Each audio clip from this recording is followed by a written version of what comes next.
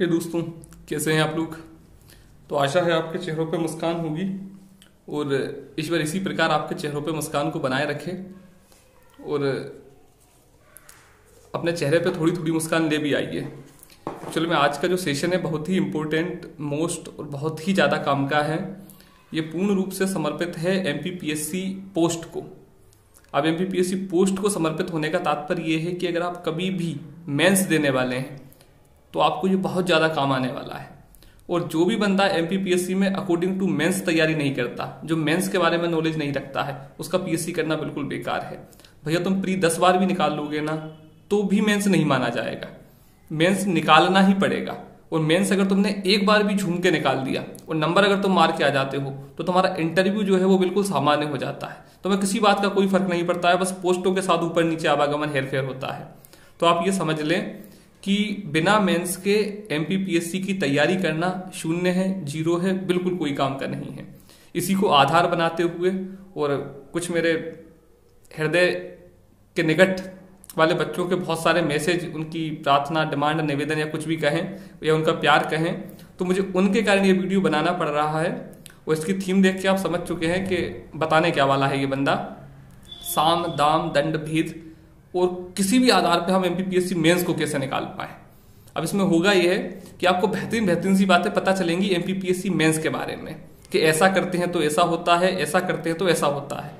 किसी भी बेहतरीन से अच्छे से वीडियो बनाने से पहले मैं खुद जो है वो उसके बारे में रिसर्च करता हूँ, सुनता हूँ, समझता हूँ, बहुत सारे वीडियोस देखता हूँ।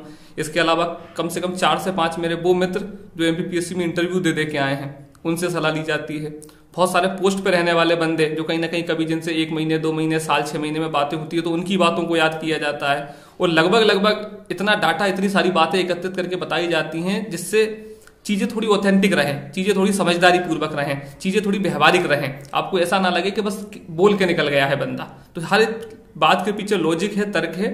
आराम से शांति के साथ सुनिए। इसमें आपको कुछ नहीं करना है, मात्र और मात्र बैठ के सुनना है। अच्छी बात यह है कि आपको आपकी स्थिति के अनुसार इसका आकलन कर लेना है। हम अगर वास्तव में इस लायक हैं तो ये हमारे लिए आगे बढ़ेगा, तो ये पीएससी हमारे लिए है। वरना हम इन चीजों के साथ फ्लेक्सिबल हैं, नहीं हो पा रहे हैं अरेंजमेंट में, नहीं व्यवस्था हमारी सही से बन पा रही है, तो हम इसको जो है वो छोड़ देंगे, मना कर देंगे, कैंसिल कर देंगे, रोक देंगे। और आपको जो है वो कहीं ना कहीं घर में आरती का स्वर सुनाई देने लगा होगा। तो ये सारी बातों का सार भी यह है कि कहीं ना कहीं ईश्वर भी हमारे साथ है, उसकी भी ये मंजूरी है और उसकी भी हम पे कृपा है। तो अपने अपने काम की चीजों को उठाते जाएं। प्री मेंस इंटरव्यू तीनों प्रकार के बंदे इसे देखें, हिंदी इंग्लिश दोनों प्रकार के बंदे इसे देखें। और एक और छोटा सा काम जो तुम्हें करना है कि पिछली बार जब हमने एक एमपीपीएससी प्री के लिए वीडियो बनाया था जिसमें बताया गया था कि एक तो पेपर सोल्विंग मेथड और एक बताया गया था यही साम दाम दंड भेद एमपीपीएससी प्री कैसे निकले, तो आप उसे कहीं ढूंढ लें, सर्च कर लें, चैनल में पड़ा होगा, कहीं ऊपर नीचे आगे पीछे पड़ा होगा वो। और उसको मैं क्यों बता रहा हूं आपको, क्योंकि होता क्या है भैया कि ये अच्छे अच्छे वीडियोस रहते हैं, मैं ज्यादा फालतू की चीजें इनके साथ कुछ करता नहीं हूं। नॉर्मल वो बंदे तो देख लेते हैं जो हमसे जुड़े हैं, लेकिन बेचारा कोई भी मजबूरी में फंसा हुआ बंदा या किसी के बरगलाने में आया हुआ बंदा या एक्चुअली उस बंदे तक नहीं पहुंच पाती है जिस तक जाना चाहिए। तो एक तो ये उन सामान्य लोगों की वो बनती है जिम्मेदारी कि वो इसको थोड़े से लोगों को बता दें, शेयर कर दें, भेज दें, अपने अपने ग्रुपों में आपस में भेज दें। क्योंकि इस प्रकार की वीडियो बनाने से पहली बात तो मैं बचता हूं, मैं कोशिश ये करता हूं कि टू द पॉइंट पढ़ा ही लिया जाए। लेकिन दिक्कत यह है कि जब तक आप उस गुफा का जायजा नहीं ले लेते, जब तक आप उस जंगल को बाहर से नहीं देख लेते, जब तक आप उसके बारे में सच झूठ बहुत सारी बातों को समझ नहीं लेते हो, तब तक आपको पढ़ने में मजा नहीं आएगा। अभी कुछ समय बाद आपको स्वयं निर्धारित हो जाएगा कि हम पीएससी कर सकते हैं, हम पढ़ें या हम अभी से छोड़ दें इसको। बहुत सारी बेहतरीन बातें आपको सीखने की मिलेंगी और जो वास्तव में पढ़ने वाले हैं उनको बहुत सारा कंटेंट, नॉलेज, जानकारी मिल जाएगी कि कहाँ पे दिक्कत आती है, गलती होती है। तो ज्यादा समय को व्यस्त ना करते हुए मैं आपको एक एक पॉइंट समझाता जाता हूं कि ये क्या है, कैसे कैसे हम इसको करने वाले हैं और कैसे कैसे आप इसको हमारे साथ पढ़ने वाले हैं, समझने वाले हैं। तो पहला तो आप थंबनेल देख के समझ चुके हैं कि टीचर या बंदा ये मैं बताने वाला हूं कि साम दाम दंड भेद कैसे निकले। साम का अर्थ चलता है समझाइश, मतलब अगर आपके समझ में ही आ गया है कि एमपीपीएससी ऐसे निकलती है तो इससे अच्छी कोई बात नहीं है। आपको समझ में आ ही चुका है, या तो जैसे आप किसी ऐसे कोचिंग संस्थान से जुड़े हैं जो आपको प्रॉपर गाइड कर रहा है, या आपके कोई बड़े भाई, आपके कोई मित्र पोस्ट पे हैं वो आपको प्रॉपर गाइड कर रहे हैं, या फिर किसी भी प्रकार से अन्य आपका ऐसा स्रोत है टीचर है, कोई भी है जो आपको प्रॉपर बता देता है और आप भी मेंस बिगाड़ बिगाड़ के ये समझ चुके हैं कि नहीं ये जरूरी है, ये कम जरूरी है, ये ऐसा काम, मतलब समझ ही चुके हैं आप। अगर आप समझ गए तो कोई दिक्कत ही नहीं है। अगर आप जानते हैं कि ऐसे निकलता है और पढ़ने से ऐसा हो जाता है, कोई दिक्कत नहीं है भैया, आप समझ चुके हैं। दाम बात करता है पैसे की, कि पैसे से एमपीपीएससी कैसे निकले।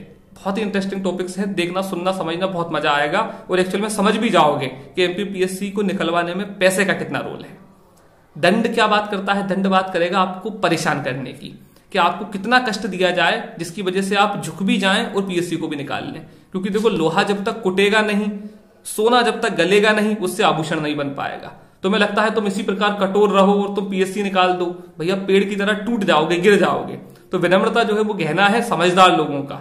आप जितने हम्बल रहोगे, जितने लोगों के लिए सहायता करोगे, जितना परोपकार आपके दिल में आएगा, उतना ईश्वर आपको देखेगा। और इन सबका परिणाम ये निकलेगा कि आपका इंटरव्यू में आपका एक सकारात्मक ऑरा विकसित होगा, आपकी छवि अपने आप सुधरने लगेगी, सारा प्रभाव पड़ता है। तो बात क्या कर रहे हैं हम लोग? दंड की। दंड देके दंड मतलब क्या? दंड मतलब कौन आपको मारना ठोकना। दंड मतलब आपको किस प्रकार से सरल बनाया जाए, सामान्य बनाया जाए। आप जो उद्दंडी हो, आप जो छोड़ देते हो चीजों को, कैसे आपको फ्लेक्सिबल, कैसे आपको मोड़ा जाए, कैसे आपको धरातल पे लाया जाए। और सबसे लास्ट में निकल के आता है भेद। भेद क्या है भैया? क्यों दो भाई एक साथ निकल जाते हैं? क्यों किसी टीचर द्वारा अगर वास्तव में किसी शिष्य पे दृष्टि पड़ जाए तो वो निकल जाता है? ऐसा क्या कारण है कि टीचर जिसको चाहता है उसको निकलवा देता है? तो कोई ना कोई तो बात होगी। एक परिवार से 4 लोगों का निकलना, या फिर एक कोचिंग से 28 लोगों का निकलना, या फिर जो है वो लगातार एक ही बंदे का बार बार इंटरव्यू देते जाना। तो कुछ ना कुछ तो ऐसी कला है, ऐसा विज्ञान है, एक ऐसी तरीका है करने का जिससे पेपर निकल जाता है। अब हम लोग क्या है, 4, 5, 6, 7 बार जब लगातार बिगाड़ते जाते हैं तो हम समझ पाते हैं, वरना कोई नहीं बताता है। अपने छोटे भाई को बताते हैं, अपने बड़े भाई को बताते हैं, अपने रिश्तेदारों को बताते हैं, और टीचर 1 लाख रुपए लेने के बाद वो बताता है। सामान्य रूप में, फ्री में, बिना किसी मतलब के, परोपकार रूप में कोई अपना ज्ञान वेस्ट नहीं करता है। और मतलब वो भेद ही है, कुछ नहीं बताया जा सकता। मतलब रावण की ही नाभि में क्यों रखा गया अमृत? रावण में ही योग्यता थी, उसमें ही भेद था, उसमें ही रखा गया है, उसको ही पता था, उसको किसी की ओर नहीं रखा गया। तो वो कुछ रहता है स्पेशल सा। और सर आप क्यों बता रहे हो? अपने अपने शौक हैं। किसी को तो शराब पीने में भी मजा आता है ना, उससे हम पूछें कि भाई क्यों पीता है, मत पी, गलत है, नुकसान करेगी। किसी को तो गाड़ी चलाने में मजा आता है, शौक है अपने अपने। मैं तो अलग प्रकार का बंदा हूं, पागल किस्म का बंदा हूं थोड़ा सा, कि जो है वो दे दो, कौन बढ़ रहा है कौन घट रहा है, मेरा तो निकलना है नहीं निकलना है वो ईश्वर के हाथ में है। मेरी वजह से अगर और किसी का निकल जाएगा तो इसमें मुझे खुशी हो जाएगी, तो वो अलग मैटर है। तो आप समझ कर चुके हैं कि हम साम दाम दंड भेद इन 4 चीजों पर खेलने वाले हैं, समझने वाले हैं, जानने वाले हैं। ये 4 चीजें पीएससी के अकॉर्डिंग कैसे यूज की जाए, कैसे भी करके पेपर कैसे निकल जाए, और पेपर भी नहीं, कैसे भी करके मेंस में 1001 नंबर कैसे प्राप्त कर लें। अगर आपका टारगेट मेंस में 100 बन है तो आप ये मानो कि आप मतलब जो है वो पा चुके हो आप जन्नत को। शुभ अंक, बेहतरीन सा काम, इंटरव्यू में आपको मुंह नहीं ताकना पड़ेगा। आप निश्चिंत रहोगे कि मुझे बेहतरीन सी पोस्ट मिलने वाली है, 70 दे, 80 दे, 120 दे, 150 दे। तो 1001 के इस पवित्र टारगेट को, इस पवित्र लक्ष्य को, इस ध्येय को अपने सामने रखो। मैं बातें आपको बताता चलता हूं। कल सुबह से क्लासेस शुरू हो जाएंगी जो पूर्णतः रहेंगी मेंस पे आधारित। ऑब्जेक्टिव प्री वालों को बता दिया जाएगा, क्योंकि आज ही 4 फोन आ चुके हैं कि सर प्री वाले हम तो सर जो है वो छत से कूदने वाले हैं। तो प्री के ऑब्जेक्टिव बताने लगेंगे और मेंस वालों को क्लास में शुरू कर देंगे। तो करते हैं शुरू। तो पहला तो निकल के आता है साम दाम दंड भेद। मतलब साम से कैसे निकले? साम का अर्थ होता है समझना। अगर आप पीएससी की प्रकृति समझ चुके हो तो आप निकल ही जाओगे कि हम नहीं समझे सर, हम पहली बार हैं। तो मैं आपको समझा देता हूं कि एक्चुअली में प्रकृति क्या है। सबसे पहली बात तो इसमें पढ़ना ही पड़ता है कि हाँ सर पढ़ना पड़ता है, तो हमें भी पता है। कैसे गधे की तरह पढ़ना है, स्मार्ट स्टडी करना है? भैया कुछ मामलों में तो गधे की तरह भी पढ़ना पड़ता है और कुछ मामलों में स्मार्ट स्टडी भी होती है। गधों की तरह कैसे? अब आपको हिस्ट्री ही पता नहीं है और आप बात करते हो IQ IP इंटरलिंकिंग की। आप पॉलिटी में राष्ट्रपति की कार्यकारी शक्तियां नहीं समझ पाते हो और आप बात करते हो कि और आप बात करने लगते हो कि हम कैसे इसमें करंट को अटैच कर दें। तो स्मार्ट स्टडी उनके लिए जरूरी है जो सिलेक्टेड पढ़ें, चीजों को करंट से जोड़ें, जिनके प्रेजेंटेशन में दम हो, जो कम बातों में समझा सकें। हमारे पास पहले तो आटे दाल तो हों जिससे हम कुछ बना के पेट भर सकें, हम क्वालिफाई मार्क्स ला सकें। तो आप ये समझेंगे साम में एक्चुअल में समझने में एक्चुअल में क्या है, पढ़ना क्या है। तो ये 4 तत्व हैं, देखो आप इस फोटो में भी देख लो। पहला तो निकल के आता है लिखना, दूसरा निकल के आता है राइटिंग, तीसरा निकल के आता है प्रेजेंटेशन और चौथा निकल के आता है रिवीजन। बिल्कुल ये 4 बाण हैं। जिसने इन कामों को कर लिया उसका 100% मेंस निकलेगा, 2000% उसको पोस्ट मिलेगी और टॉप 10 में पोस्ट मिलेगी। ये 4 तत्व क्या क्या? एक तो लिखना, एक रिवीजन, एक राइटिंग और एक प्रेजेंटेशन। चारों चीजों में जो भी दिक्कत हो, जो भी गलती हो, जो भी परेशानी हो, खुद की छांट लो और उस पर सुधार करने के लिए काम शुरू कर दो। बहुत से वो 3 महीने लगते हैं, बहुत से वो 2.5 महीना लगता है, और गधे को भी इंसान बनाया जा सकता है। तो तुम तो आधे इंसान ही हो। लिखना मतलब ये, जिसके भी मन में 1% भी ये आलस है कि वो लिखना नहीं चाहता है, वो आज अपनी किताबों को बेच दे। भैया कभी पीएससी नहीं निकलेगी। प्री निकल जाएगा, मेंस कभी नहीं निकलेगा। जिसके पास अभी भी 10 से 15 लीड नहीं है, जिसने अभी भी 4 से 5 रजिस्टर नहीं भर दिए हैं, जिसने अभी भी लिखना शुरू नहीं किया है, पीएससी नहीं निकलेगा। लिखना शुरू कर दो मेरे भाई, ऑब्जेक्टिव से, पढ़ने से, लोगों से बातें करने से पेपर नहीं निकलेगा, नहीं निकलेगा, नहीं निकलेगा। हम क्या पागल हैं? 1000 बंदे वो पागल हैं जो रोज अपना होमवर्क सेंड करते हैं लिख लिख के। मैं क्या करूंगा इतनी सारी रद्दी का, और वो क्या करेंगे उसका? लिखना क्यों जरूरी है? जब तक तुम्हारा हाथ नहीं चलेगा तुम्हें थॉट नहीं आएंगे। पेपर में 3 घंटे में तुम लिखोगे क्या? अब तो सिलेबस चेंज हो चुका है, तो मटेरियल हल्का हो चुका है, वरना पहले तो टाइम की मारा मारी थी। तो जिसने भी लिखने से बचने की कोशिश की है, जिसको भी लिखने में आलस है, कोई भी कुछ भी बोले कि झंडू बाम पे निबंध लिखो, लिख दो उठा के, ये पकड़ भैया 200 पेज। किस पे लिखना है? पार्ले जी पे। ये भैया पार्ले जी, सड़ी से सड़ी चीज पे लिखो। फिर नारी सशक्तिकरण, भ्रष्टाचार, आतंकवाद सब सीख जाएंगे धीरे धीरे। लिखना मतलब कोई बोले ना बोले, कोई पूछे ना पूछे, तुम्हारा उत्सुक रहे हमेशा मन लिखने को। आना ना आना ये दूसरी बात है।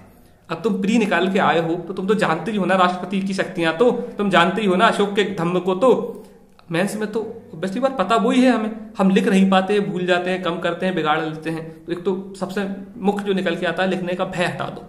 हम रोज लिखेंगे, आज से ये प्रण है। 2 क्वेश्चन रोज मेंस वाले व्हाट्सएप ग्रुप में दिए जाएंगे, सबको उन क्वेश्चनों को अनिवार्य रूप से लिखना है। और तुम सोचो कि ना लिखें, तुम्हारे तो पिताजी भी लिखेंगे, क्योंकि मैं जो हूं आगे बेहतरीन से आपको ऐसी बातों में बताने वाला हूं। इतने में एक बच्चे का कमेंट आ चुका है कि सर जो है वो आपने हमारे नाम की सुपारी ले ली है और हमें विश्वास है कि आप हमें दूर से ही मरवा दोगे, आप हमें दूर से ही जो है वो छत से खुदाने वाले हो, और पता नहीं आप क्या क्या आगे करवाने वाले हो। तो तुम टेंशन मतलब, लिखवा तो मैं लूंगा तुमसे। सेकंड स्टेज तो पहला तो निकल के आया लिखना। दूसरा इसमें निकल के आता है राइटिंग, प्रेजेंटेशन और रिवीजन। अब भैया अभी भी तुम लिखने की दिक्कत के साथ एक चलता है रिवीजन। होता क्या है कि परीक्षा तक आते आते बंदा इतनी किताबें, इतने, जब मैं अभी मेंस देने गया था ग्वालियर, तो मेरे बैग में जितना वजन था कि हम 2 भाइयों से वो उठा नहीं पा रहा था वो बैग। उसमें 50-60 किलो वजन होगा। हमारे एक मित्र हैं, वो देने गए, उनके पास 2 बैग थे इतने बड़े। मतलब अभी तक हम पागल लोग ये नहीं समझ पा रहे थे कि इतनी किताब तो पढ़ी ही नहीं जाती यार, एक रजिस्टर लेके जाना है। अब ये कैसे विश्वास आएगा जब तुम्हारे पास एक रजिस्टर रहेगा और उसका 100 बार रिवीजन हो चुका होगा। जितना तुम्हें पढ़ना था तुम पढ़ चुके हो, विशेष करके वो बंदे जो होमवर्क सेंड करते थे। जितना तुम्हें नोट्स बनाना था तुमने बना लिया है, रोक दो। इसके बाद हम उन्हीं सब्जेक्टों को इतनी बार पढ़ने वाले हैं, उन्हीं रजिस्टरों को इतनी बार पढ़ने वाले हैं कि हम किताब रख के और सिर्फ सोचें और वो पूरा नक्शा हमारे सामने बन जाए कि इसमें सबसे पहले मैंने ये बोला था, फिर अहिल्याबाई, फिर उनकी शक्तियां, फिर कार्यकारी, फिर विदाई। मतलब उनकी जो है वो सांस्कृतिक, धार्मिक, सामाजिक, आर्थिक, प्रशासनिक। समझ पा रहा हूं? अब तुम्हें उसी चीज को इतना रट लेना है, चाट लेना है कि वो पेपर में जब तुम्हें क्वेश्चन दिखे उसके आसपास का, उसके रिलेट करके, तो तुम चिपका दो अपने आंसर को, पढ़ के, समझ के, जान के कि क्या पूछा और तुम चिपका दो बिल्कुल। और अच्छी बात क्या है कि तुमने जो लिखा है साथ में दूसरे ने भी लिखा है, तो तुमने अपने आप में अपडेट भी किया ही होगा। फोटो डालने के बाद सेकंड फोटो तो नहीं डाले हैं, लेकिन तुमने लिखा तो होगा फिर दोबारा, यार इसने ये लाइन अच्छी लिखी थी। तो आपने क्या समझा? एक तो लिखना, जो लिखने से डरता है वो पेपर से बाहर है। दूसरी बात रिवीजन। अब हम रिवीजन करने वाले हैं, तुम बेफिक्र रहो। 2-4 बहनें हैं बेचारी, वो बहुत डर रही थी, उन्हें लगता था कि यार ये कब तक करवाएगा, खत्म है अब। इसके बाद 4 यूनिट कौन सी करेंगे? जो जियो भूगर्भ शास्त्र वाली हुई, पब्लिक एड वाली हुई, जो सड़ी यूनिट है जो अभी जुड़ी है, जो हम जानते ही नहीं है। बाकी जो ट्रेडिशनल ये है, इसे बस रिवीजन करेंगे, इसे तुम्हें लिखना नहीं है। अब तो तुम पेपर की प्रैक्टिस करोगे, अब तो तुम लिखने के नए क्वेश्चन की प्रैक्टिस करोगे। ये तो बस तुम्हें रिवीजन करना है। और तुम देखना, तुम्हारे हाथ से लिखा हुआ है ना, इसलिए तुम्हें बहुत कम समय लगेगा। तुम्हें मुश्किल से 4 दिन में हिस्ट्री फेर ली, 3 दिन में 25 पेज, 4, बहुत मजा आएगा पढ़ने में। अब तीसरा निकल के आता है राइटिंग और चौथा निकल के आता है प्रेजेंटेशन। राइटिंग प्रेजेंटेशन का पीएससी में महत्व है भैया। मतलब मेरे स्वयं के ना निकलने का मूल कारण निकल के आता है राइटिंग। बिगड़ के बहरा के खराब राइटिंग लिख देता हूं मैं उस परिस्थिति में जब सेकंड पेपर चलता है और सेकंड पेपर का 1 घंटा बचता है। शुरू में तो सब सुधार लेते हैं, ताकत तो वही है जो उस समय तक भी सुधरी हुई राइटिंग को लेके जाए। बहुत फर्क पड़ता है राइटिंग का, मतलब नंबर नहीं देता है। कारण क्या है, वो सीनियर बंदे कॉपी चेक करते हैं, या तो फिर आपकी राइटिंग के साथ प्रेजेंटेशन दमदार हो। राइटिंग खराब भी है तो प्रेजेंटेशन अच्छा है, लेकिन जगह मिलती है सीमित। अब और प्रेजेंटेशन ऐसा है वो सिखाया नहीं जा सकता है, वो तो दूसरे की कॉपी देख देख के आता है। वो एक आंतरिक संकल्पना है, वो अपने आप में जागृत होती है। बहनें क्यों कर लेती है, क्योंकि वो मेहंदी बनाती हैं, वो रंगोली बनाती हैं, वो चित्र बनाती है, तो वो तो कर लेती है प्रेजेंटेशन। हम क्यों नहीं कर पाते हैं, क्योंकि हम तो जो है वो तो समझे क्या, तो प्रेजेंटेशन हम अपने आप आंतरिक गुण है सीखने का, सीख जाएंगे देख देख के। लेकिन राइटिंग कैसे सीखे, राइटिंग नहीं सीख पाओगे। जिस भी बंदे की राइटिंग खराब है और उसे ये बात पता है, बहुत अच्छी बात है, और अगर उसे पीएससी करना है तो भैया राइटिंग की 3 महीने की कोचिंग लगवा लो। तुम इंदौर में हो, भोपाल में हो, ग्वालियर में हो, गुना में हो, और पीएससी का एक छोटा सा बीज या अंकुर भी तुम्हारे मन में स्फुटित है, तुम किसी भी राइटिंग वाले के पास जाके उसे 2-5 हजार रुपए दे दो कि सर मैं ना आऊं तो मुझे फोन कर दिया करना। बहुत फर्क पड़ता है राइटिंग में। अगर तुम गाने भी लिख के आ जाओगे ना, पढ़ने वाला प्रसन्न रहेगा। हमारी एक मित्र है सोनम करके, सोनम शर्मा, नायब तहसीलदार हैं, अभी अशोकनगर में थी, हो सकता है ट्रांसफर हो गया हो उनका। इतनी प्यारी राइटिंग थी उनकी, उनके निकलने में ज्ञान के साथ साथ राइटिंग का बहुत ज्यादा महत्व था। उनकी कॉपी हमने पढ़ी है, बेहतरीन राइटिंग। मतलब ऑब्वियसली बात, लिखा तो सिलेबस में ही जाता है, लेकिन फिर भी राइटिंग देख के आदमी पढ़ता है। तुम्हारी मेरी कॉपी तो वो पढ़ता ही नहीं है, वो तो इसलिए पढ़ता है कि इसने पैसे दिए हैं मुझे। बहुत फर्क पड़ेगा। जिसकी राइटिंग खराब है भाई मेरे, अभी कोचिंग कर लो, कोई दिक्कत नहीं। यूट्यूब पे सर्च करो, रोज 2 पेज लिखो, हिंदी वाली कॉपी बना लो, कुछ ना कुछ कर दो। तीसरा निकल जाता है प्रेजेंटेशन। तो राइटिंग का ही बड़ा भाई प्रेजेंटेशन है। राइटिंग सुंदर आएगी तो प्रेजेंटेशन बनेगा। अब हम गंवार क्या करेंगे कि राइटिंग खराब है तो हम भैया प्रेजेंटेशन पे ध्यान देते हैं, चित्र बना दें, आकृतियां बना दें, 1 लाइन लिख के अंडरलाइन कर दें, थोड़ा सा छोटा, थोड़ा सा बड़ा, थोड़ा सा लाइन के ऊपर, थोड़ा सा लाइन के नीचे। तो प्रेजेंटेशन का तो एक आधार निकल के आता है कि ये बताया नहीं जा सकता, लेकिन फिर भी तुम इन बातों को समझ जाओ, अपने आप तुम्हें पता चले कि यार चित्र अगर ये पूछ रहा है और मैंने बना दिया, बहुत अच्छी बात। 10 क्वेश्चन आते हैं ज्योग्राफी के, कम से कम 6 क्वेश्चन तो सामान्य रूप से चित्र मांगते हैं, सामान्य रूप से, और 15 वाला तो हर क्वेश्चन चित्र मांगता ही है। अब ये हमारा गवारपन है कि हम प्रेजेंटेशन नहीं कर पाते, तो हम समझ ही नहीं पाते हैं। तो 100% ज्योग्राफी में चित्र, अब पॉलिटी में चित्र तो हम बना ही नहीं पाते हैं, हिस्ट्री में तो चित्र बना ही नहीं सकते हैं, तो भैया हिस्ट्री में भी चित्र बन जाते हैं। यही दिक्कत क्या है, यही प्रेजेंटेशन है। जब तुम लिखो तो हेडिंग तुम्हारी अलग दिखे, अंडरलाइन हो। जब तुम मतलब लिखने वाले हो, तुम राष्ट्रपति केक की भी अगर तुम केक के बारे में लिखते हो तो पहले ये तो बता दो, प्रमुख एक संवैधानिक पद है, इतने वर्ष का कार्यकाल रहता है, राष्ट्रपति नियुक्ति करता है, ऐसे हटाया जा सकता है। इन्हीं बातों को जब सामान्य बच्चा लिखेगा तो भर के लिख देगा। भारत का नियंत्रक, माले का परीक्षक, इसका कार्यकाल इतना होता है, इसका उसका होता जाता में बातें करने लगेगा, वो पता चलेगा टाइम भी खत्म, लाइन भी खत्म। तो प्रेजेंटेशन वही है कि इसे सुंदर, सुस्पष्ट, आवश्यक चित्र के साथ, आकृतियों के साथ प्रेजेंट किया जाए। बहुत फर्क पड़ता है, क्योंकि सबकी राइटिंग खराब है हमारी। तो आप समझे क्या हो, साम माने समझना। जो इन 4 बातों को समझ चुका है उसका तो पेपर बिल्कुल निकल जाएगा। पहला तो क्या, लिखने से अगर डरोगे, लिखने से अगर लड़ोगे, लिखने को तैयार हो, हाँ सर बोल दो कुछ भी, हम लिखने के लिए तैयार है, 100% पेपर निकलेगा। दूसरी बात, राइटिंग की अगर तुम कसम खा, वैसे तो 90% लोगों की राइटिंग सही है, पर हमदारी तो नहीं है भैया, मेरी तो नहीं है, मैं तो मानता हूं अपने आप को। तो तुम्हारी भी अगर नहीं है, मैं तो गलती कर रहा हूं, मैं कोचिंग नहीं जा रहा हूं, चला जाऊंगा मैं, तुम भी चले जाओ, यूट्यूब से सीख लो। तुम्हारे पास कौन काम है, मेरे पास तो फालतू के बहुत सारे काम आने लगे हैं। तो तीसरा निकल जाता है प्रेजेंटेशन। ये सिखाया नहीं जा सकता है, बस इसका एक ही इलाज है कि अगर तुम व्हाट्सएप ग्रुप में होते, तुम किसी भी ग्रुप में होते, किसी के भी पास तुम जुड़े होते, तो तुम दूसरों की कॉपियां देखने लगते। तो ये विन का चलता है एक चैनल, बहुत सारे चैनल चलते हैं, इनकी कॉपियां देखा करो। तुम लिखो ना लिखो, कम से कम दूसरे के आंसर तो पढ़ लिया करो। तुम्हें खाना खम का भेगा, तुम्हें समझ में आएगी कि इतना प्यारा कैसे लिख सकता है यार, ये क्या करता है, ये तो इसकी कॉपी जाएगी, तो ये तो निकलने बैठा है। तो ये प्रेजेंटेशन का बहुत पर। और तीसरा निकल के आता है रिवीजन। रिवीजन तो एक ऐसी औषधि है, किसी भी पेपर को निकालने के लिए पढ़ना से ज्यादा काम रिवीजन का है। और तुम धन्यवाद करो अपने आप को, धन्यवाद कर दो मुझको भी, जो हमने नोट्स बनाए हैं ना, ये औषधि के रूप में काम करेंगे, ये रामबाण के रूप में काम करेंगे। जिन्होंने नहीं बनाए हैं ना, रोने वाले हैं, बहुत रोने वाले हैं। मतलब ऐसी स्थिति है कि बिकेंगे ये नोट्स। तुम्हारे नोट्स है ना, अगर मैं बोलूं ना मार्केट में कि नहीं ये मैं 10,000 रुपए में दूंगा, तो ये ले लेंगे लोग बाहर। क्यों? क्योंकि मेहनत नहीं की है इन लोगों ने। तो ये मक्कारों के लिए सिर्फ उतना ही बचेगा जितना मेहनत करने वाले छोड़ देंगे, और मेहनत करने वालों को कुछ छोड़ा नहीं जाएगा। सब बता दूंगा मैं उनको, और तुम साले मक्कारी में ऐसे ही रहने वाले हो। तो शाम तुम समझ चुके हो। शाम के बाद अगला निकल के आता है आपका दाम। दाम का सीधा सा तात्पर्य निकल के आता है पैसा। पैसे से पीएससी निकलेगा क्या? हाँ, निकल जाएगा। मैं आपको बता देता हूं, शायद 50 लाख रुपए की रेट है आजकल, और 50 लाख में शायद वो नायब तहसीलदार का पोस्ट दे रहे हैं। 2 करोड़ रुपए में आपको शायद डीसी का पोस्ट दे रहे हैं। और इसमें आपको एक ये भी फायदा मिलता है कि आप तो इसमें जाते ही हैं, आपके पिताजी भी जाते हैं, क्योंकि जैसे ही आप पकड़ाते हो ना तो वो आपको तो बंद करते ही हैं, क्योंकि आप तो मुख्य धारा में हो, आपका तो रोल नंबर उनके पास पहुंचता है, वो आपके पिताजी को भी ले जाते हैं। कारण क्या है? वो ये कहते हैं तेरे पास पैसा कहां से आया? पैसा तो एक्चुअली में पिताजी ने दिया है जमीन बेच के, तो तुम दोनों को जेल होगी। तो न्यूनतम ये आपका भ्रष्टाचार का 7 साल, और पहचान अगर तुम निकालते हो तो फिर वो पिटाई अलग कर देते हैं तुम्हारी। तो जो भी बंदा ये मन में ख्वाब पाल के बैठा है ना कि पीएससी पैसों से निकलती है, बहुत जोर से फंसने वाला है, बहुत जोर से फंसने वाला है, पहली बात। और तुम ये मन से भी ख्याल निकाल दो कि भ्रष्टाचार चलता है, ये चलता है, वो चलता है, कुछ हो कुछ ना हो, फालतू की बातें, हमें कोई मतलब नहीं है। हम ईश्वर के भरोसे हैं, हम कौन सरकार के भरोसे हैं। वो निकलवाएगा हमें, अगर निकलवाने की इच्छा होगी उसकी, तो ना निकलवाएगा तो भी वो निकलवाएगा। ये तो माध्यम है बस, हमें तो राजा बनाना ही है उसे। अब वो सरकार में बना दे, वो अधिकारी में बना दे, वो प्रशासन में बना दे, वो घर में बना दे, वो इस क्षेत्र में बना दे, अरे वो तुम्हें विधायक बना देगा, कहीं से भी करके तुम्हें जनता की सेवा करवा देगा। तुम डरते क्यों यार? विश्वास भी तो रखो। विश्वास नाम की भी तो एक चीज है, वो दुनिया को चलाने वाला है। साले तुम 4 आदमी घर पे हो और तुम घर के लिए टेंशन कर रहे हो, कैसे मैनेज करता होगा वो इतनी सारी दुनिया को? वो बनाएगा हमें। ये माध्यम है, इनका काम परीक्षा लेना है। वापस आते हैं, मतलब पैसा, पैसे से निकलेगा क्या? हाँ, तो पैसे से निकलेगा। आपको किन्हीं महत्वपूर्ण विषयों पर, महत्वपूर्ण सब्जेक्ट्स पर, महत्वपूर्ण क्षेत्रों में पैसा खर्च करना पड़ेगा। भैया तुमने कंजूसी की, तुमने गरीबी की, तुमने पैसा बचाने का प्रयास किया, बहुत चांस मतलब न्यूनतम होने लगते हैं, कम होने लगते हैं।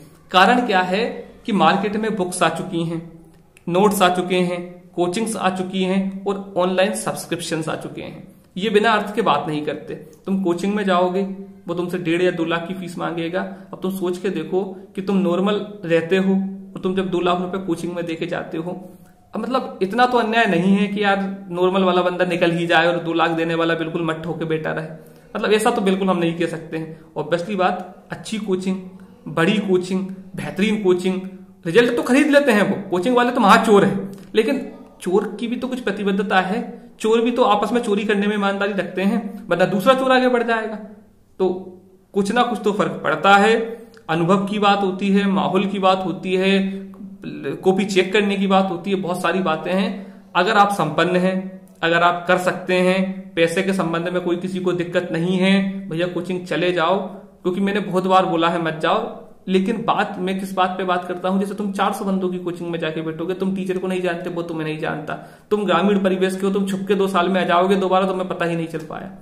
तो मैं बात करता हूं उस उग्रपन की, तुम्हें टीचर जाने, टीचर बोले भगवान इसका निकल जाए, वरना ये कोचिंग में जो है वो कल से पत्थर फेंकना शुरू कर देगा। मैं उस बात से डरता था कि तुम्हारे पैसे का दुरुपयोग ना हो। लेकिन तुम ये सोचो, उम्र तुम्हारी बढ़ जाएगी, अभी 32-33 के बाद तुम्हारा पढ़ने में मन नहीं लगेगा, फिर तुम क्या करोगे उस पैसे का? चाटोगे उसे। पैसा हाथ का मेल ही है।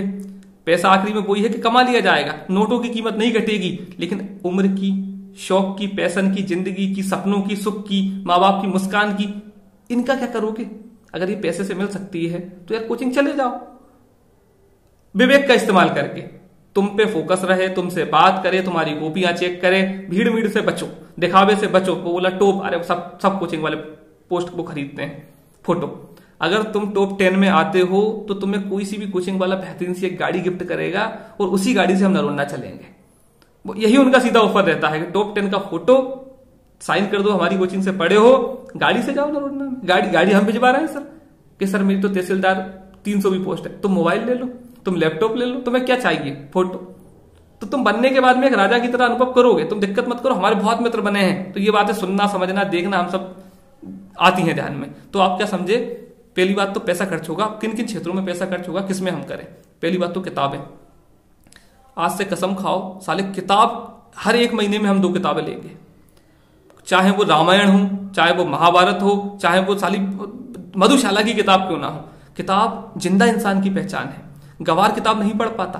किताब पढ़ने से तुम्हारा दिमाग विकसित होता है, तुम्हारा थॉट बनता है, तुम्हारा IQ IP होता है, तुम्हें पेपर में नई नई बातें आती हैं, तुम्हारे पास सीखने समझने को क्या है।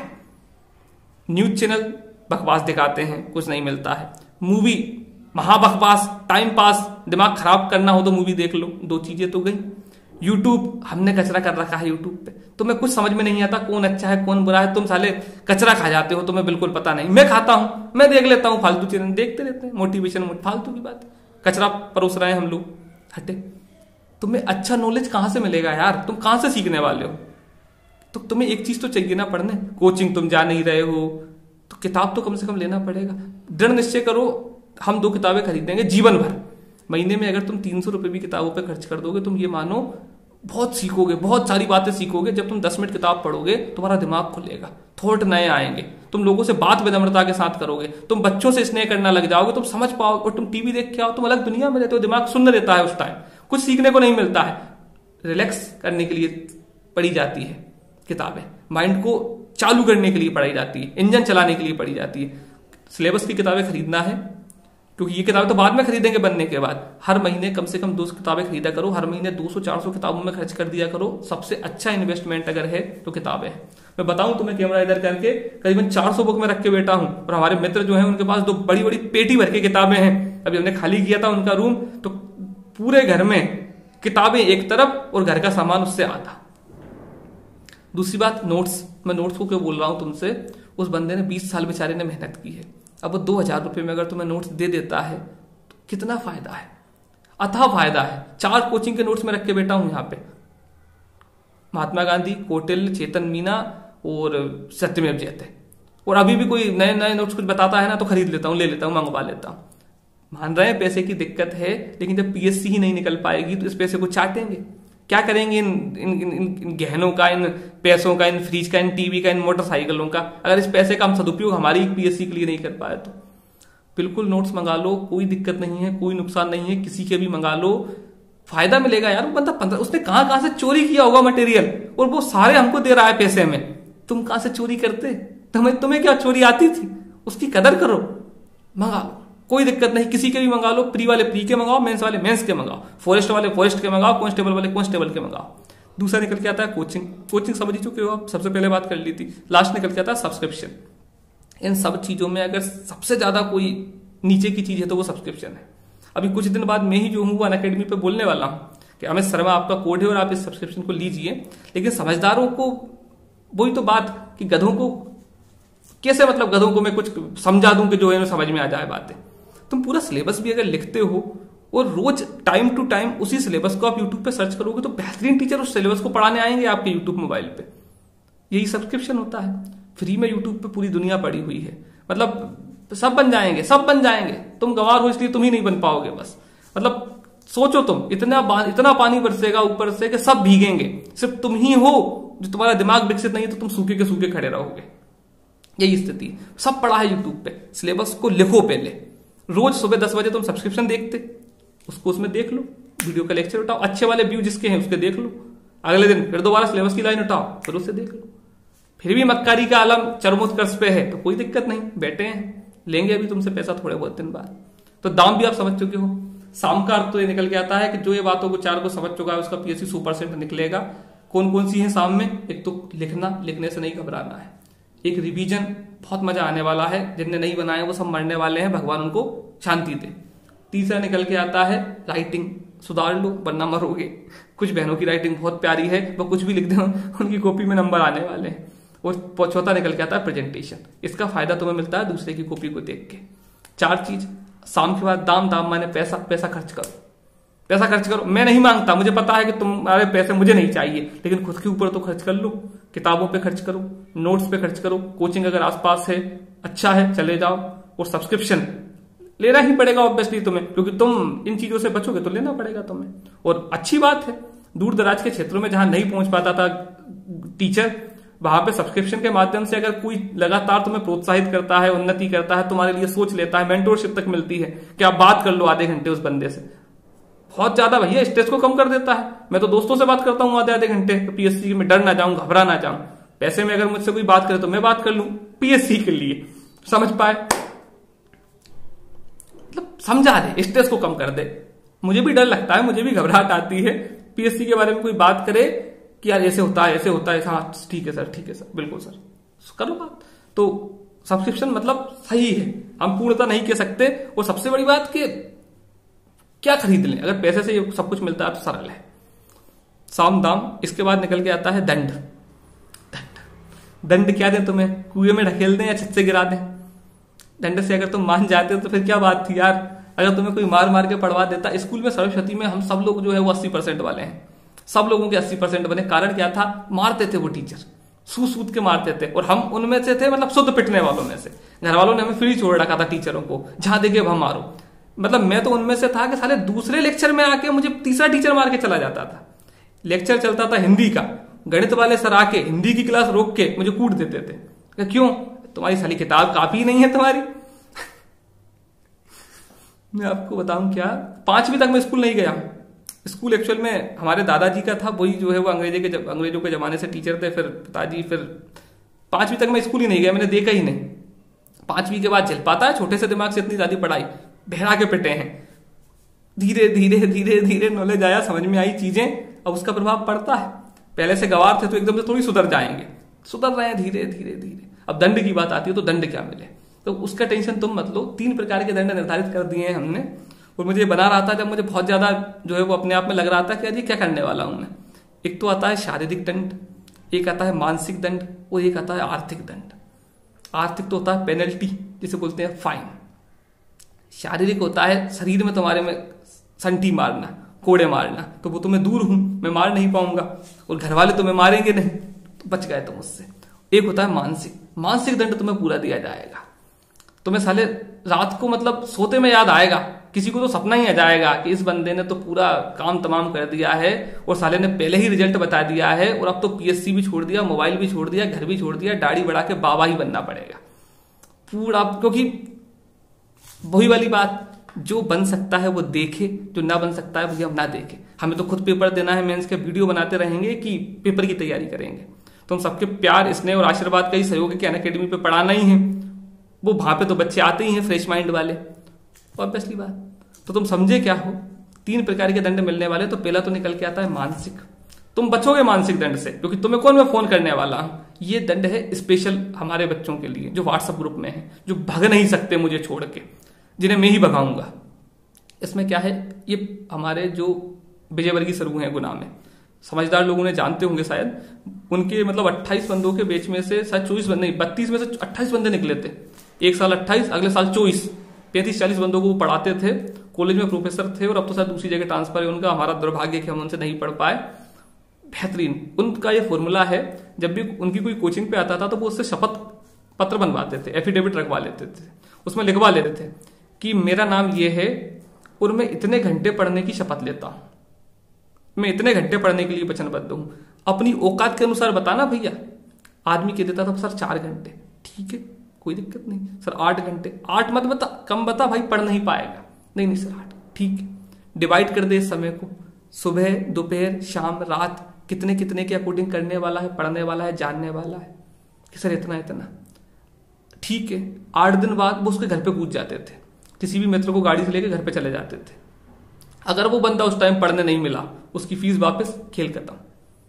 1 महीने बाद वो लड़का रोता था, अरे कि सर इतनी बड़ी गलती हो गई है, आप पैसे रख लो, आप माफ कर दो कैसे भी करके, क्योंकि निर्धारित हो चुका है। एकलव्य को क्या दिया था द्रोणाचार्य ने? कुछ भी तो नहीं दिया। एक भावना ही तो थी, उसे तो पता भी नहीं था कि उसका गुरु आसपास है या नहीं है। एक इमोशन ही तो था, उसे बताना था गुरु को कि बस आपकी कृपा में, आपकी छत्र छाया में सीख गया सब कुछ। अर्जुन से बड़ा धनुर्धर बनता है। तो है यार गुरु की महिमा, आप जानो ना जानो, अर्जुन को बनाने के चक्कर में उस बंदे का अंगूठा मांग लिया उन्होंने। क्या पड़ी थी उनको कि उसका मांगते? प्रतिबद्धता थी, वचनबद्धता थी। जिसने भी अपने गुरु के साथ धोखा किया है, सालों ने बाद में दर दर की ठोकरें खाई हैं। किसी को भी तुम देख लो, और जिसने मतलब जिस पे भी गुरु ने कृपा की है, भले अन्याय से की हो, भले चोरी से की हो, अर्जुन आखिर बना ही सही सबसे बड़ा धनुर्धर। करने में बहुत दम थी, लेकिन वही दिक्कत, गुरु से झूठ बोला, सब कुछ भूल गया बाद में। तो आप ये बिल्कुल माने कि मैं उधर हूं तुम्हारी साइड, मैं सामान्य बंदा हूं, तुम्हारे साथ हूं, बड़ा भाई हूं, छोटा भाई हूं। इस साइड जब आ जाता हूं ना, तो मुझे पता नहीं है मैं क्या बोलता हूं, ऊपर हो जाता है सब। मुझे नहीं है पता इसके बारे में, ये सब बोल दूं दोबारा, ये कर दूं वो कर दूं, पता नहीं फिर कौन बोलता है इधर से आके। और ये हर गुरु की है, मुझे पढ़ाने वाले, तुम्हें पढ़ाने वाले, हर एक टीचर की है ये खास बात कि अगर वो इस साइड है, ईश्वर शक्ति देते हैं उसे। तो आप समझे क्या हो, एक तो एफिडेविट है, मैं आपको ये पढ़ के सुना देता हूं जिससे आपको लगेगा कि ये बंदा पागल वागल तो नहीं हो चुका है। ये तुम टेंशन मत लेना, ये तुम्हें नहीं मिलेगा, और कारण ये है कि तुम्हें इसलिए नहीं मिलेगा क्योंकि तुम इसके लायक नहीं हो। अभी मैं तुम साले कसम वसम खा लो, तुम फिर ना कर पाओ, तुम मर जाओगे। तो ये उन बंदों के लिए जो एक्चुअल में ही निकलने वाले हैं। मुश्किल से 20-20 के 4 ग्रुप हैं, अच्छा पढ़ते हैं वो। अभी पूछ लिया जाएगा, कर रहे हो ठीक है सर कर रहे हैं, नहीं कर रहे हो बाहर भग जाओ, छोड़ दो ग्रुप को, छोड़ दो, चले जाओ, नहीं अरे नहीं बाहर जाओ, क्या जरूरत है तुम्हारी। जो पढ़ेगा वो हमारे साथ रहे, और क्या जो है तुम्हें क्या बारात में डांस करने के लिए थोड़ी बुलाया है यहाँ पे। इसमें है शपथ पत्र, क्या है, नाम, पिता का नाम, स्थान, कैटेगरी। नंबर 1 में जो भी कोई नाम हो, जैसे मैं अजय श्रीवास्तव, ईश्वर को साक्षी मानकर ये वचन या प्रण लेता हूं या लेती हूं। नंबर 2 कि मेरे लिए एमपीपीएससी में पोस्ट प्राप्त करना सबसे पहले है या सबसे आवश्यक है या सर्वोपरि है। नंबर 3 इसके लिए मैं प्रतिदिन 5 घंटे पढ़ने के लिए वचनबद्ध हूं या प्रतिबद्ध हूं। ठीक, अपनी औकात के अनुसार, मैं कुछ नहीं कह रहा, तुम तो 1 घंटा पढ़ने की कसम देना ताकि तुम बच जाओ साले।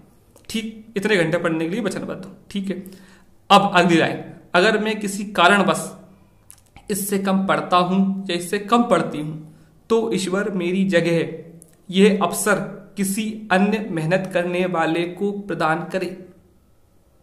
तुम ही फिर बोल दोगे कि भैया मैं नक्कारा हूं, मैं मक्कारा हूं, मैं बेईमान हूं, मेरे इतनी बस की ना है, मुझसे सर ना हो पाएगा। तो आप ये मेरी जगह किसको दे दो, किसी अन्य को दे दो, समझदार को दे दो, जरूरतमंद को दे दो, पढ़ने वाले को दे दो, मेहनत करने वाले को दे दो। ठीक, अजय श्रीवास्तव बदला हुआ नाम, मेरा नाम तो एक्चुअल में अमित शर्मा है और किसी का नाम मैंने बोला नहीं है। अजय मजे हम नहीं जानते कौन है, किसी का भी नाम ले लो तुम, पूनम, सोनम, रानी, अजंता, एलोरा, किसी का भी तुम नाम लेना चाहो।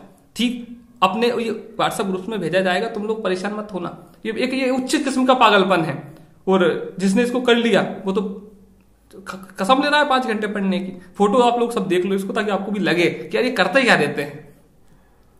तो आप ये समझ चुके, एक तो ये बात होती है आपकी कौन सी वाली, दंड में। एक तो ये आपका दंड है, कैसे हुआ ये दंड, ये इमोशनली अत्याचार है। तुम समझ जाओगे थोड़े बहुत दिन बाद कि यार इसने 4 घंटे की तो हमसे कसम खलवा ली, और अब साले हम 4 घंटे पढ़ नहीं पा रहे हैं। तो तुम्हें याद आएगी अपनी ओथ, अपना वचन, और फिर तुम ही सोचोगे कि भगवान दूसरे को दे दे पोस्ट। भगवान तो दे ही देगा दूसरे को, क्योंकि उसकी तो कसम खाई है। एक तो ये, दूसरा निकल के आता है सुबह उठने वाला मैटर, क्योंकि हम कुछ मक्कार किस्म के हैं भैया, तो हम तो उठने में दिक्कत कर देते हैं। लेकिन मैं ये आपको एक बात बता देता हूं, आप सुबह नहीं उठोगे दिक्कत आएगी यार, क्योंकि समय जो है वो सुबह ही है अमृत। एक्चुअल में सुबह का जो हमारा मन जो होता है वो सिमटा हुआ रहता है, ये प्रकृति अनुकूल होती है, हमारे ऊर्जा विद्यमान रहती है वातावरण में। जितना पढ़ोगे सीख जाओगे, समझ जाओगे, अपने आप विवेक विकसित होने लगेगा, अपने आप जो है वो तुम्हें थॉट आने लगेंगे, अपने आप चीजें याद रहने लगेंगी। तो समझो उस सुबह की कीमत को। हम मक्कार हैं, मैं मक्कार हूं, मतलब क्या बोलूंगा मैं आपको, भी कुछ दिन बाद आपको सबको पता चल जाएगा।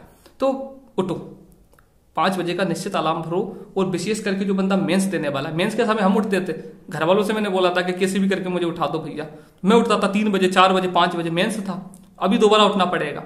लेकिन तुम ये क्यों मान के चलते हो कि मेंस तुम्हारा 2 साल बाद है, 1 साल बाद है।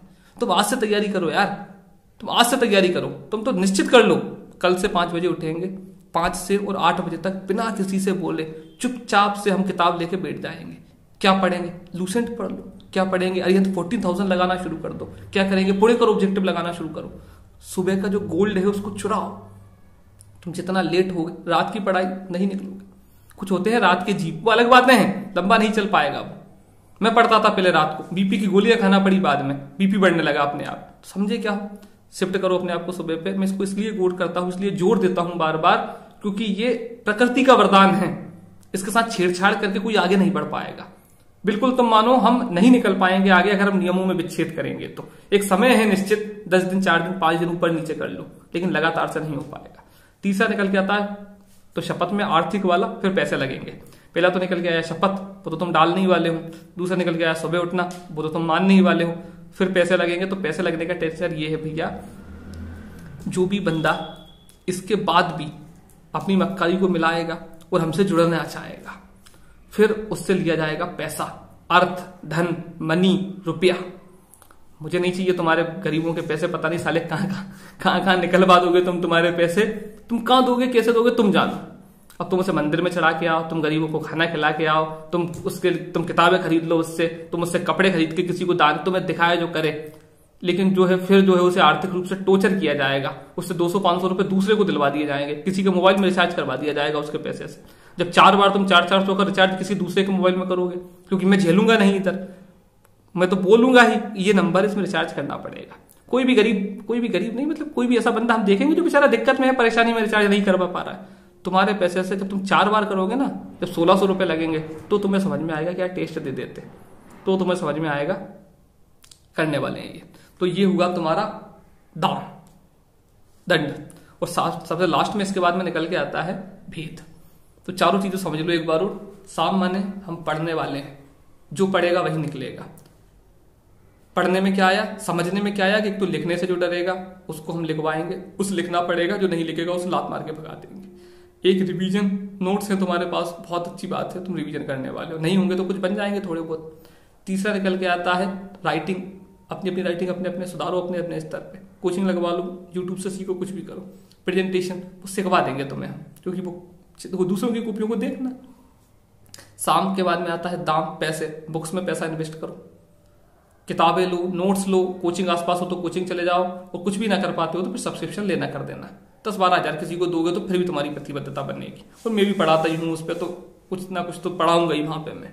शाम दाम, दंड तुम समझ चुके हो, इमोशनली रूप से तो बिल्कुल जो है टूटने वाले हो, क्योंकि मैं रोज तुम्हें टॉर्चर करने वाला हूँ। और तुम समझ ही चुके हो, अभी तुम इसमें 6 घंटे लिख दोगे तो तुम्हारा टाइम डिवाइड होगा, उतना तुम नहीं पढ़ोगे तो रात में जब सोओगे तो तुम्हें मेरी याद आएगी। सपने में भी किसी के आ सकता हूं मैं सुबह उठते से तुम्हें दोबारा याद आएगी कि साले उसने कसम खलवा ली हमसे। तीसरा निकल के आता है साम दाम, और एक तो कसम, एक दूसरा किसी से भी तुम्हारा रिचार्ज करवा दिया करेंगे तो भी तुम्हारा दाम खर्च होगा। और एक और क्या चीज निकल के आई थी उसमें, सुबह उठना, इससे तुम्हारा फिजिकली रूप से तुम थोड़े से मोटिवेट हो पाओगे। चौथा निकल के आता है भेद। भेद भैया एमपीपीएससी को निकलने का बहुत ही प्यारा है और बहुत ही सटीक है। इस पे फुल एक लेक्चर बनेगा, फुल 1 घंटे का करेंगे चर्चा, जानेंगे, सीखेंगे। लेकिन फिर भी मैं आपको हिंट ये दे देता हूं, आपके स्वयं के नोट्स होना बहुत जरूरी है। आप कोचिंगों के नोट्स के भरोसे रहोगे, आपका पेपर नहीं निकल पाएगा। स्वयं के नोट्स बनाए हैं हमारी बच्चियों ने, 20-20 में अगर बात करूं तो 100 बच्चियां हैं, 100% उन्होंने बनाए हैं, क्योंकि रोज धक्के मारे हैं मैंने, रो के बनाए हैं उन्होंने, भगा देता था मैं उन्हें। स्वयं के नोट्स जरूरी है। तो ये भेद है, जिसने खुद के सेल्फ नोट्स नहीं बनाए हैं वो कभी पीएससी नहीं निकाल पाएगा, भले वो मेरा छोटा भाई हो, उसे उसके बनाना पड़ेगा। तो ये पहला भेद, डिटेल से चर्चा करेंगे इस पे, आधे घंटे का वीडियो बनेगा। दूसरा इसके बाद बेस निकल के आता है भेद, सिलेबस और ओल्ड क्वेश्चन पेपर। इस बार हुआ है सिलेबस चेंज, ये अपॉर्चुनिटी है हमारे लिए। हमारे बड़े भाई हैं, मित्र हैं, उन्होंने मुझे पढ़ाया है, मित्र तो कहना गलत होगा, बड़े भाई हैं हमारे, उन्होंने मुझे पढ़ाया है। ब्रज श्रीवास्तव वर्तमान में डीसी हैं वो। 14 को सिलेबस चेंज हुआ, उन्होंने 14 में पोस्ट उठा ली। 12 तक पोस्ट नहीं उठा पाई थी उन्होंने, केस चल रहा था 12 वाले रिजल्ट पे। 14 में उन्होंने जस्ट पोस्ट उठा ली, क्यों? सिलेबस चेंज हुआ। हम गवार पहली बार निकले थे, हम सिलेबस किताबों में ही फंसे रहे। उन्हें पुराना इतना नॉलेज था कि वो पुराने के आधार पर नए सिलेबस में बस उन्होंने समझा, निकल गए। बाद में डीसी बने, पहले इस टाइम उन्होंने वोट आई थी नगर पालिका वाली, CMO। जिस बंदे ने अकॉर्डिंग टू सिलेबस एक लाइन को सोल्व कर लिया, उसकी पोस्ट पक्की है। उसमें लिखा है भूगर्भ शास्त्र की परिभाषा एवं इसका महत्व, सिर्फ इसी को क्वेश्चन बना लो। उसमें लिखा है निर्वाचन आयोग की शक्तियां, इसी को क्वेश्चन बना लो कि ये शक्तियां हैं। राष्ट्रपति तो उन्होंने अकेला लिखा है, लेकिन कोई भी लाइन मनोवृत्ति परिवर्तन के कारण, इसी को क्वेश्चन। कुछ भी मत करो, घोड़े की तरह अपने आप को ऐसे बांधो अकॉर्डिंग टू सिलेबस को डिकोड कर लो। लेक्चर बनेगा अलग से यार, समय लगेगा। सिर्फ और सिर्फ सिलेबस, ना इधर भटकना ना उधर भटकना। क्यों? ये वाला साल और बहुत से बहुत अगला साल सिलेबस पे चलेगा। क्वेश्चन तो इसके बाद आया शुरू करेंगे, फिर आएंगे सुपरसोनिक और सोनिक बूम और नील बोर का परमाणु मॉडल, और तुम बोलोगे कि ये हमसे पूछ रहा है कि चीन का पीएससी का पेपर है ये। इस साल तो सिलेबस चलेगा, बनाएंगे एक बेहतरीन सा लेक्चर, जानेंगे पूरा सिलेबस। तीसरा निकल के आता है ओल्ड क्वेश्चन पेपर निकलने की ये तीसरी सबसे महत्वपूर्ण बात है। एमपीपीएससी के पुराने पेपर जिसने लगा लिए दिल से, 100% उसके पेपर निकलने का चांस है। इस बार करीबन मैं आपको बताऊं, पुराने मतलब ये 4 पेपर नहीं, पुराने मतलब 20 साल पुराने। शुष्क कृषि इस बार आई थी, वो एमपीपीएससी में आ चुकी है। पूरा पेपर आप, क्योंकि उसके पास होता क्या है, उसे बेचारे को सिलेबस दे देते हैं, पुराने पेपर दे देते हैं और किताबें दे देते हैं। पुराने पेपर वो पढ़ के पहले तो समझता है, वो उनमें से क्वेश्चन उठाने लगता है। सिलेबस को पढ़ के वो ये देखता है कि बाहर ना निकल जाऊं मैं, किताबों को खोल खोल के पेपर बनाने लगता है। कितना सोचेगा वो एक इंसान, यार तुम भी तो इंसान हो, मैं भी तो इंसान हूं। तो और दूसरी बात, हमारे तो इतने मित्र, इतने बंदे जो बन चुके हैं, ये उनकी वाणी है, उन्होंने बताया है कि ये 3 चीजों से तो पेपर बनता है, साला कौन सा पेपर तू नहीं समझ पाता है, ये देखिए पुराने 10 साल पहले आया था। हम अंतर्मुखी हैं, हम संकीर्ण हैं, तो हमें पता नहीं है, उन्हें पता है। महावीर की बुक खरीदो पुराने पेपर वाली, काम देगी तुम्हें। सिलेबस जिसके पास नहीं है, खाना बाद में खाना, पहले सिलेबस निकला लो, लिख लो बनना उसे पूरा। और तीसरा निकल के आता है आपका, एक तो सिलेबस और एक ये, और एक जो है वो तुम्हारे नोट्स स्वयं के, स्वयं हैंड रिटन वाले नोट्स। कुछ पेपर सोल्विंग भी होता है, तो इसमें पेपर सोल्विंग वगैरह आप पेपर को उसी समय कैसे टैकल करें कोई फर्क नहीं पड़ता।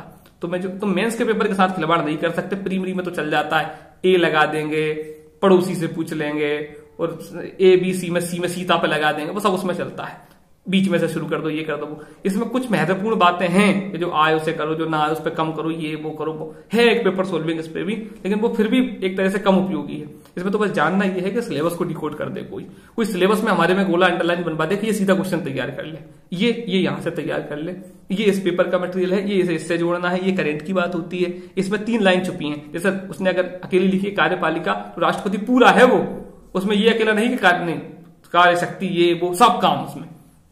सिलेबस को डिकोड करेंगे, पेपर टू पेपर डिकोड करेंगे, सीखेंगे, समझेंगे, जानेंगे, बहुत सारी बातें हैं। लेक्चर लगभग पूरा हो चुका है। कमेंट करके बता दें कितना समझ में आया, कितना तुमने सीखा।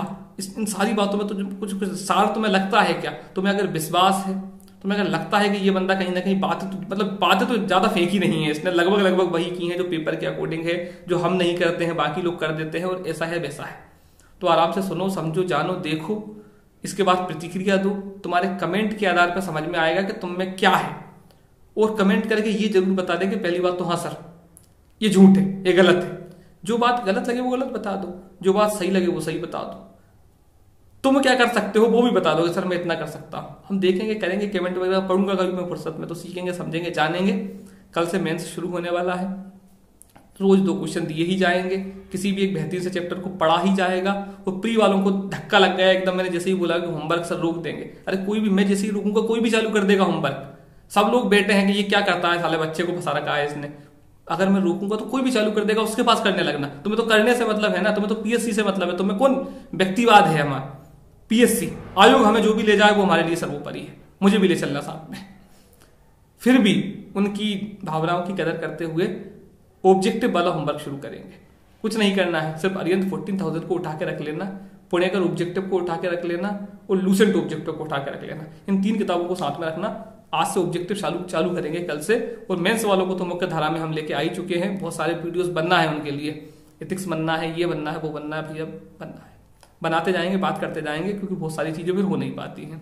तो ना घबराओ, ना ज्यादा सोचो, ना ज्यादा देखो। अविश्वास मूल रूप से अज्ञानियों को होता है। विश्वास किसी पे करना मुझे नहीं लगता कि नुकसानदायक है। नुकसान में हम खो क्या देंगे, एक्चुअल में हमारे पास है क्या जिसे हम गवा देंगे। अगर तुम कोचिंग पे जाते हो तो तुम कोई दिक्कत ही नहीं है, तुम्हारे साथ कोई नहीं है इसलिए तो हम हैं। अगर और कोई है तो कोई दिक्कत ही नहीं है। तो ज्यादा मत सोचो, पहले तो खुद अपने आप में दृढ़ संकल्पित हो जाओ। खुद अपने आप में इतना विश्वास पैदा कर लो कि हाँ मैं पीएससी निकाल सकता हूं, मैं इन 4 चीजों को कर लूंगा, साम दाम दंड में जो भी कुछ हो। पहले तो तुम्हारा खुद का संकल्प पवित्र हो, मजबूत हो, शक्तिशाली हो। फिर तुम्हारे संकल्प में अगर थोड़ी सी भी दिक्कत आती है, परेशानी आती है, समस्या आती है, तो मैं तुम्हारे साथ हूं। फिर मेरा संकल्प तुम्हारे प्रति रहेगी, मेरी वचनबद्धता रहेगी, मेरी प्रतिबद्धता रहेगी। मैं 5 बजे तुम्हें फोन लगा के उठाने की कोशिश करूंगा, मैं तुम्हें धक्का मारूंगा, मैं तुम्हें मेरे नोट्स भेजूंगा। मतलब तुम्हारे संकल्प की अगर सिद्धि के लिए ईश्वर मुझे अगर आगे करेगा तो मैं मेहनत करूंगा। हम दोनों भी अगर गवार बनेंगे, हम दोनों भी हारेंगे, पिट जाएंगे, तो मैं फिर उन लोगों को बुला के लाऊंगा जो एक्चुअल में पीएससी की पोस्ट पे बैठे हुए हैं। सब भी कुछ दिक्कत करेगा तो फिर ईश्वर हमारी हेल्प करेगा। मेहनत किसी की बेस्ट थोड़ी जाती है। उसके दरबार से किसको क्या नहीं मिला है। हम तो सारी 2 कौड़ी की पीएससी की बात कर रहे हैं। तुम हेलीकॉप्टर तो दिल से मांगो, वो हेलीकॉप्टर दे देगा। तो क्या पीएससी लगती है, वो तो तुम्हें सांसद बना देगा। फिर ईश्वर का आशीर्वाद मिलेगा हमें, तेरे दरबार मौला की निराली शान है देगी, वो सब कुछ दे देगा लोगों को। तुम ये भी तो सोचो, मैं क्या था, मुझे भी तो कुछ नहीं आता था। मैंने भी तो नॉर्मल चैनल बनाया था ऐसे पढ़ने वढ़ने के लिए। तो क्यों तुम मुझे देखते हो इतना? तो उसका होगा ना कुछ मेरे ऊपर हाथ, उसकी होगी ना कहीं मेरे ऊपर कृपा। मुझे कौन पूछता था, मुझे कौन जानता था? कोई ना कोई तो बात होगी। इसलिए मत टेंशन लो, तुम्हारे संकल्प में मजबूती हो, तुम्हारे संकल्प को सिद्ध कराने के लिए मेरी प्रतिबद्धता है, मैं विश्वास दिलाता हूं, मैं वचन लेता हूं। और इन सबके बाद भी हम ईश्वर हम उसकी शरण में चलेंगे, वो करेगा जो भी करेगा। तो मत ज्यादा सोचो। और लगभग पूरी बातें हो चुकी हैं।